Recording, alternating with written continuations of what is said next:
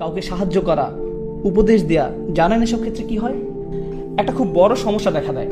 আমি যখন কাউকে উপদেশ দিচ্ছি, সমস্যা হলো মাঝে মাঝে আমি এটা ভেবে ফেলি যে আমি তার চেয়ে উত্তম, আমি ভাবি তার থেকে আমি ভালো,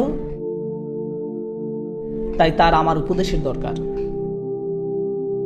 আর এটা বেশ বড় সমস্যা, বিশেষ করে আপনি যখন উপদেশ দিতে অভ্যস্ত হয়ে পড়েন। আপনি যদি ভেবে বসেন আপনি অন্যদের চেয়ে অনেক ভালো।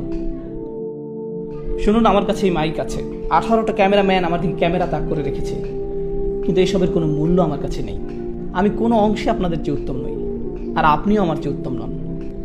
শুধু আল্লাহই বলতে পারেন কে কার চেয়ে উত্তম, শুধুমাত্র আল্লাহ জানেন। এসব কোনো মর্যাদার মানদণ্ড নয়, তা হতে পারে না। আল্লাহ কি বলছেন? ইন্না রব্বাকা হুয়া আ'লাম বিমান দাল্লা আন সাবিলিহি ওয়া হুয়া আ'লামু বিল মুহতাদিন। আপনার রব, তিনিই একমাত্র জানেন কে পথ হারিয়েছে, কে পথভ্রষ্ট হয়েছে সঠিক পথ থেকে। আল্লাহ ভালো জানেন আমি বিপথে আছি না আপনি। আমি তো এটাও জানি না আমি নিজে সঠিক পথে আছি কিনা, এতটুকু জ্ঞান আমার নেই। আপনাকে পথ নির্দেশনা দেওয়ার আগে আমার বুঝতে হবে আল্লাহ একমাত্র জানেন আমার মর্যাদা কতটুকু।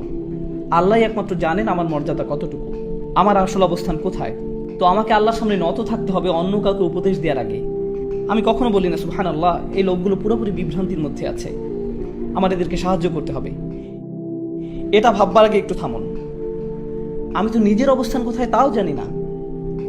আর দ্বিতীয়ত, যখন কাউকে উপদেশ দিচ্ছেন অথচ তারা আপনার কথা শুনছে না, তারা সেভাবে পরিবর্তিত হচ্ছে না যেভাবে আপনি চাইছেন, তাদের কোনো রূপান্তর দেখা যাচ্ছে না, এর মানে কিন্তু এই না যে তারা পথভ্রষ্ট।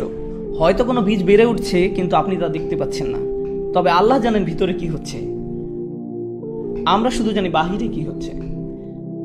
আর বাহিরেরটা দেখি আমরা অধৈর্য হয়ে পড়ি, আর ভিতরে কি হচ্ছে সে ব্যাপারে কোনো খেয়াল করি না।